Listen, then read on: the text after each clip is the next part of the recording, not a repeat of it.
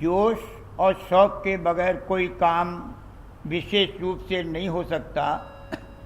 इसलिए सब परमार्थी कार्रवाई, सत्संग, सेवा, दर्शन बड़ी उमंग और शौक़ के साथ करने चाहिए।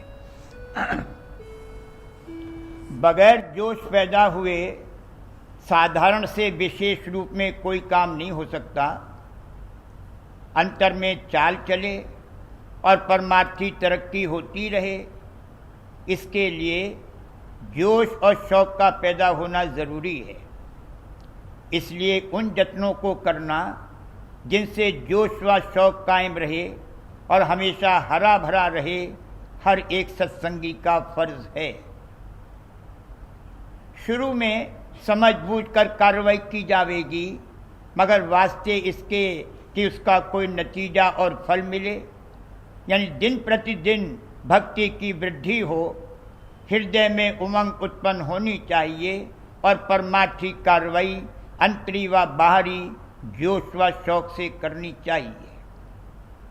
पहली चीज़ तो सोहबत यानी संग है। इस बात को अच्छी तरह से समझ लेना चाहिए कि किस सोहबत से क्या असर पैदा होगा। जिस सोहबत और संग से परमार्थी जोश व शौक़ पैदा हो और मजबूत हो, उसको इख्तियार करना चाहिए और बाकी सबको धीरे धीरे छोड़ना चाहिए और कम करना चाहिए। दूसरी चीज़ सेवा है। जिसकी सेवा की जाती है और जो सेवा करता है, दोनों में कुछ न कुछ ताल्लुक, प्यार और लाभ होती है और सेवा करने से वह बढ़ती है। बेतकल्लुफ और लाख सेवा नहीं हो सकती।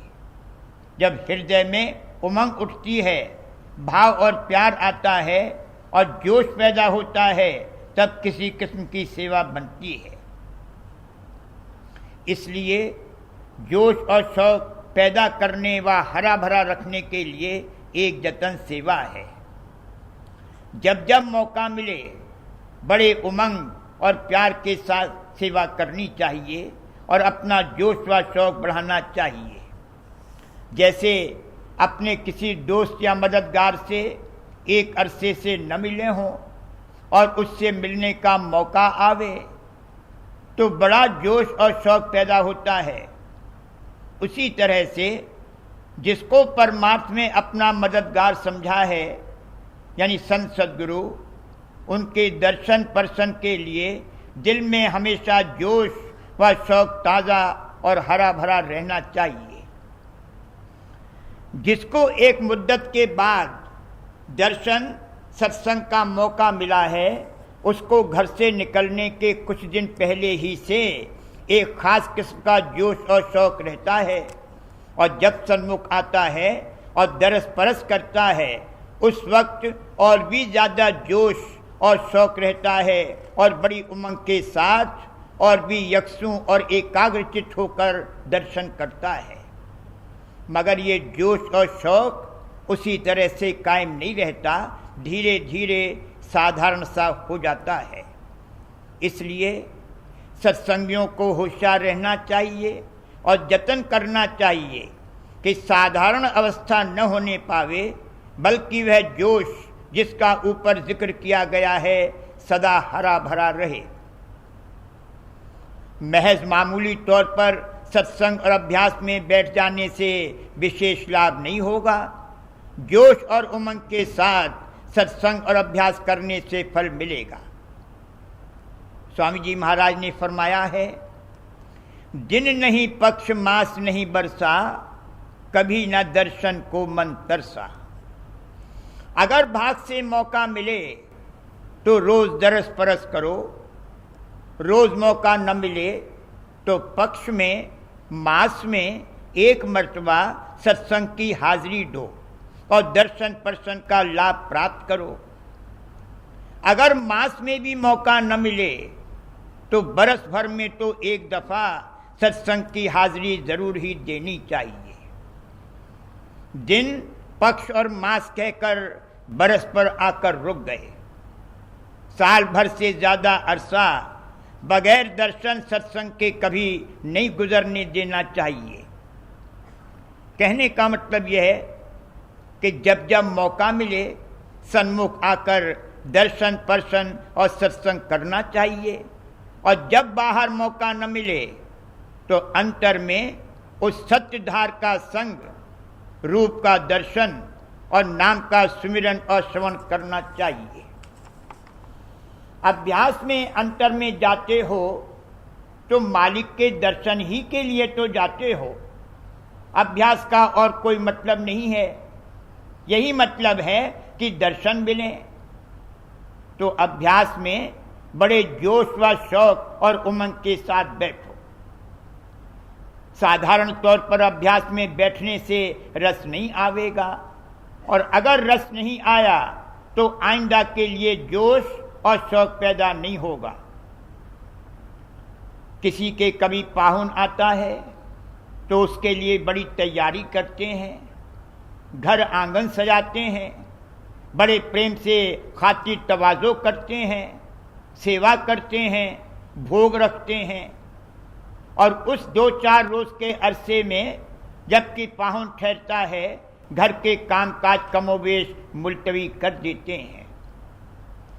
उसी तरह से जब अभ्यास में अंतर में जाओ तो बड़े भाव और जोश व शौक से जाओ कि तीसरे तिल के ऊपर जो हमने आंगन बनाया है उसमें हमने मालिक को न्योता दिया है, वह आवेगा, हम उसके दर्शन करेंगे। दुनिया की चिंता, फिक्र, भय वगैरह सबको भूल जाओ और अपनी ज्ञान इंद्रियों की सर्व ज्ञान शक्तियों को समेटकर तीसरे तिल के ऊपर के आंगन को सजाओ, और जब उसमें मालिक विराजे तब हमातन उसके दर्शन में लीन हो जाओ। आओ रि सिमट है सखियों, मैं आरत करूं गुरु की। ज्ञान की शक्तियां सखियां हैं। सूरत अपनी सखियों से कहती है कि सब सिमट कर आओ, क्योंकि मैं गुरु की आरती करूंगी। जब इस प्रकार जोश व शौक से अभ्यास में बैठा जाएगा तब अभ्यास में रस आवेगा, रूप दर्शेगा, और कभी कभी शब्द की गाज भी थोड़ी देर के लिए सुनाई देगी। दर्शन और सत्संग के लिए जोश व शौक बना रहना और हर वक्त उसी का ख्याल रहना कमोवेश अभ्यास का फल देता है। जब तक ख्याल के देश में है ख्याल से रिहा नहीं हो सकता। दुनिया व दुनियावी चीज़ों का ख्याल नीचे ले जाता है, इसलिए वो ख्याल ख्याली यानी असत्य है, क्योंकि वो खुद असत्य है। बरक्स इसके अंतर में जो सत्यधार है और बाहर में जिस चोले में वो विराजमान है यानी संत सद्गुरु, उनके दरस परस करना और संग करना, इसमें बहुत सत्यता है, क्योंकि वो खुद सत्य हैं। बहुत अरसे के बाद जैसा कि ऊपर बयान किया गया है, कभी 2-3 रोज के लिए दर्शन सत्संग के लिए आना हो या संत सद्गुरु ही खुद अपने यहाँ पधारें तो हृदय में किस कदर उमंग और जोश पैदा होता है। जब से सुना कि फला दिन हमारे यहाँ संत पधारेंगे और 2-3 दिन विराजेंगे तो बहुत पहले से तैयारी शुरू की जाती है, और जब आ ही जाते हैं तब तो कमोवेश सब कामकाज बंद करके हमातन उनके दर्शन सत्संग सेवा भोग वगैरह में लग जाते हैं और घर व दुनिया के सब कामकाज मुलतवी कर देते हैं, सुध बुध भूल जाते हैं। बस यही ख्याल रहता है कि भाग से वह पधारे हैं, दर्शन सत्संग सेवा करें। मतलब कहने का यह है कि सब तरफ से तवज्जो हटकर कुल तवज्जो उस जानिब लग जाती है। चाहे 2-3 दिन ही के लिए ये मौका मिले और चाहे इस अरसे में अभ्यास वगैरह भी मुलतवी कर दिया जावे, मगर इसमें बहुत परमार्थी फायदा है।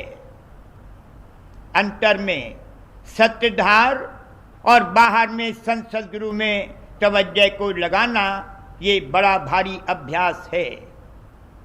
जैसे खास खास मौक़ों पर दर्शन प्रसन्न के लिए जोश और शौक़ रहता है, वैसा ही जोश और शौक़ हर वक्त हरा भरा रहना चाहिए, कभी रूखा फीका नहीं होना चाहिए। विशेष परमार्थी लाभ के लिए विशेष रूप में हृदय उमंगना चाहिए, तब कुछ फल मिलेगा।